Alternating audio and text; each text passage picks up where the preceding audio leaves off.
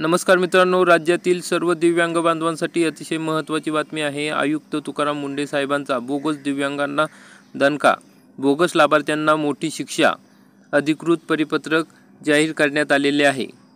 आता बोगस दिव्यांगांना 2 वर्ष कैद आणि 1 लाख रुपये दंड होणार। तुकाराम मुंढेंकडून राज्यात बोगस दिव्यांगांची झाडाझडती सुरू। राज्यातील बोगस दिव्यांगांची झाडाझडती घेण्याचे लेखी आदेश गुरुवारी 18 सप्टेंबर 2025 रोजी राज्याचे दिव्यांग कल्याण विभागाचे सचिव तुकाराम मुंढे यांनी राज्यातील सर्व 34 जिल्हा परिषदेच्या मुख्य कार्यकारी अधिकाऱ्यांना दिले आहेत। हे आदेश मिळताच मुख्य कार्यकारी अधिकारी यांनी दिव्यांग प्रमाणपत्राच्या पडताळणीला सुरुवात केली आहे। विशेष म्हणजे झेडपीच्या शिक्षण, आरोग्य, बांधकाम विभागासह सर्व विभागांतर्गत असलेल्या सर्व अधिकारी, कर्मचारी, शिक्षक आणि शिक्षकेतर कर्मचारी यांचा समावेश आहे। यामुळे बोगस प्रमाणपत्र घेणाऱ्या कर्मचाऱ्यांचे दावे दणाणले असून प्रमाणपत्र देणाऱ्या अधिकाऱ्यांचीही झोप उडालेली आहे।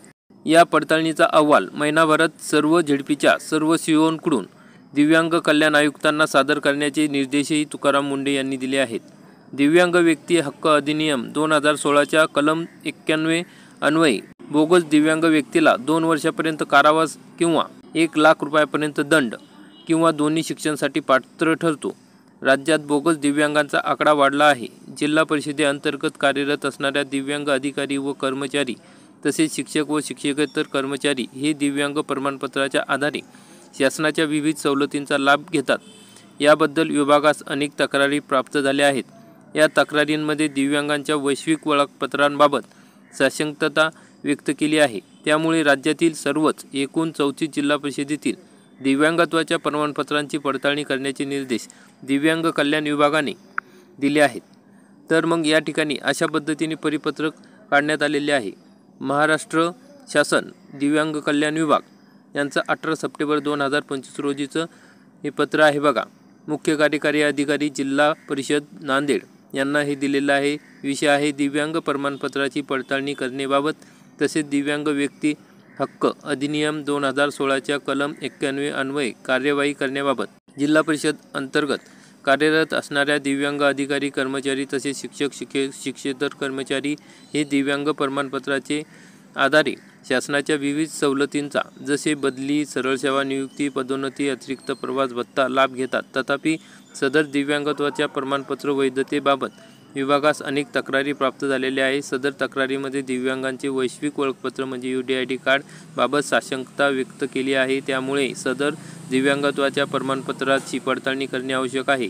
दिव्यांग व्यक्ती हक्क अधिनियम 2016च्या अनुषंगाने दिव्यांगांचे सक्षमीकरण करणे तसेच सदर अधिनियमान्वये प्राप्त झालेल्या लाभ पात्र लाभार्थ्यांपर्यंत पोहोचवणे अभिप्रेत आहे। सबब आपल्या प्रशासकीय नियंत्रणाखाली असलेल्या शिक्षण, आरोग्य, बांधकाम तसेच सर्व विभागातील सर्व अधिकारी, कर्मचारी, शिक्षक, शिक्षकेतर कर्मचारी यांच्या दिव्यांगत्वाच्या प्रमाणपत्राची पडताळणी करण्यात यावी। पडताळणी अंती लक्षणीय दिव्यांगत्व असलेल्या दिव्यांगांनाच अनुदेय लाभ देण्यात यावा। दिव्यांगत्वाचे प्रमाणपत्र चुकीचे बनावट आढळल्यास किंवा प्रमाण 40% कमी असेल तर अशा दिव्यांगांना सदर लाभ अनुदेय करण्यात येऊ नये। त्यांना दिलेला लाभ बंद करून त्यांनी घेतलेल्या लाभाबाबत कारवाई करण्यात यावी। दिव्यांग व्यक्ती अधिनियम 2016च्या कलम 91 मध्ये स्पष्ट केलेल्या तरतुदीनुसार लक्षणीय दिव्यांगच असणाऱ्या व्यक्तीस अभिप्रेत असणारा कोणताही लाभ, सवलत जर अन्य पात्र नसलेल्या व्यक्तीने प्राप्त करून घेतला किंवा घेण्याचा प्रयत्न केला तर संबंधित व्यक्तीस